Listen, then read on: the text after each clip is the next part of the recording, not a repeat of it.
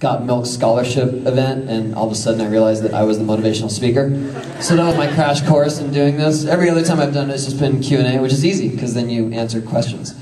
So anyway, I know the sort of basis of this was talking about the skateboard industry. I don't know if you really need to know a whole lot about the skateboard industry, except that we need to find a better solution than 7-ply maple, something that lasts a little longer, and the industry is stronger than ever, and skating is stronger than ever, and so I thought I'd just give you kind of a history of skateboarding from the time I started, maybe a little before, and I'd kind of take you through how I got here, and hopefully give you some insight into what this is all about, because there's a lot of misconceptions about skating. There always has been through the years, but I feel like these days, you know, suddenly it's actually a career choice. And when I was a kid, it was the furthest thing from a career choice. It was actually something you had to hide. So basically, I grew up in San Diego. My dad was in the Navy. All right. Send us here for 405 in traffic. Oh, sorry. My dad was in the Navy, and he had, my parents had 3 kids before me. My 2 older sisters, my brother. I came along when my dad was 45, my mom was 43. So it's kind of like I grew up with grandparents, but they had already been through the ringer with all my other siblings, so they kind of let me do whatever I wanted. And I tried, you know, I played baseball, I played basketball. I was kind of a runt, skinny kid. I didn't really thrive in any of those, but I didn't do poorly either. And one day my brother was a surfer, and he had a skateboard, and I just picked his up, and I said, oh, I want to try it. And I went down the alley in our backyard, but our alleyway of our house. And I remember yelling back at him, how do I turn this thing? And he said, lean. I don't even know what he was talking about. So I went until I got to the fence, ran to the fence, physically picked the board up, turned it around, and went back the other way. That was my first time on a skateboard. I had some friends in my neighborhood that were doing it. You know, it was kind of the in thing. It was late 70s. It was like the cool new toy. It really was just considered a toy. And then that was around the time of the sort of, I'm sure a lot of you have seen the whole Dogtown Z-Boys thing, Lords of Dogtown. You know, all the guys were figuring out how to skate empty swimming pools and really emulate surfing. I was just this little kid riding a toy in my backyard, and suddenly the skate park opened up in San Diego with all these empty swimming pools and things, and I got invited with a group of friends to go there one day, and all of a sudden I saw these guys, you know, literally flying up out of the air, and I thought, wow, that is really cool. That's what I want to do, and I didn't care what it took. I didn't really care what it did to my body. I wanted to do that. I wanted to fly. I thought that was the coolest thing I'd ever seen. And like people started recognizing skating. They thought it was cool. They thought it was, I don't want to say cool, but they thought there was something unique there. It's, you know, they recognized everyone for their skills. The traditional sort of street skating hadn't emerged yet because people really hadn't realized the potential of the urban landscape. So it was still more about pools, and pools were what is now known as vertical. So it's hard nowadays when people say, well, why did you choose vert? And it was like, you don't understand. Battery. Anyone?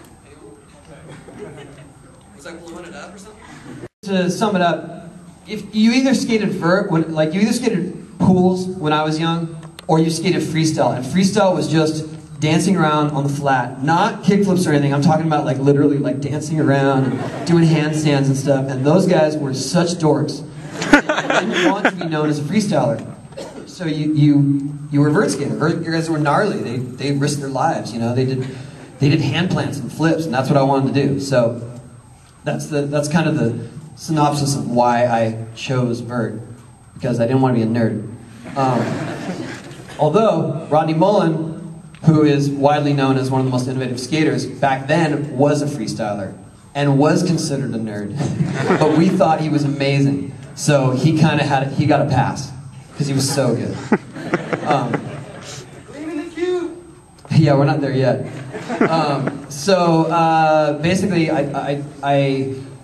I graduated high school, and I didn't go to prom. I didn't go to any of the events at high school just because I didn't feel connected to any of the people there. and I graduated. I ended up, as I was graduating, making enough money to buy a house. And I bought a house while I was still a senior in high school.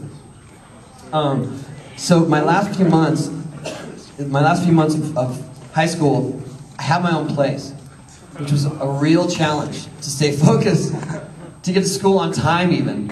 But I hung in there and made it through. My grades kind of faltered only because I was traveling so much, not really because I wasn't doing the work, just because my general absence. But anyway, I got my diploma because my parents felt strongly about it. As soon as I got my diploma, I was gone. I was traveling all the time, doing exhibitions. You know, when we thought we were living the life, we were like 6 dudes in a van with a bunch of ramps stuffed in the back, and going to skate shops and setting up our ramps and skating. And you know, a few hundred people showed up, and we thought that was pimping. Like we were living the dream. We really were, because no one liked skating as we were coming up and as we were sort of pushing through it, and all of a sudden people liked it and girls liked us, and wow, it was amazing. Usually it was the sister of some guy that skated, but anyway. So I ended up buying a newer house, a bigger house. I built a whole ramp setup out in East San Diego in Fallbrook. And I did not see an end in sight. I was like, we're rolling in it, you know. I was like going to Sharper Image every weekend and buying all the smallest cameras they had and tanning beds and just the dumbest stuff. Not really saving my money. And then all of a sudden, skating kind of fell out of favor again, and it took a big nosedive. And to be a pro skater was getting much more difficult. You know, most of my money was made in royalties from skateboards with my name on it, and all of a sudden that was drying up. Other sponsorships were drying up. Contest earnings were slimming down, and I had just started a family. I had this big mortgage, and I was like, what do I do? I really didn't know. I didn't know what I was going to do.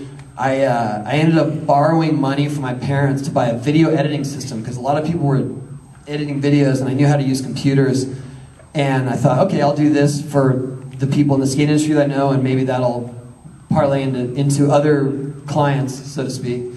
I borrowed about $7,000 from my parents. I bought the worst setup back then that you could buy. I mean, not the worst, the best you could buy for $7 grand. And I actually did do a few videos. I edited a few skate videos. I did a video for TurboGrafx, NEC, because my friend worked there, and he managed to talk the guy into me doing the promo video for them. I made a total of about $1,000 doing it for about 6 months, and decided that's probably not going to be my new career.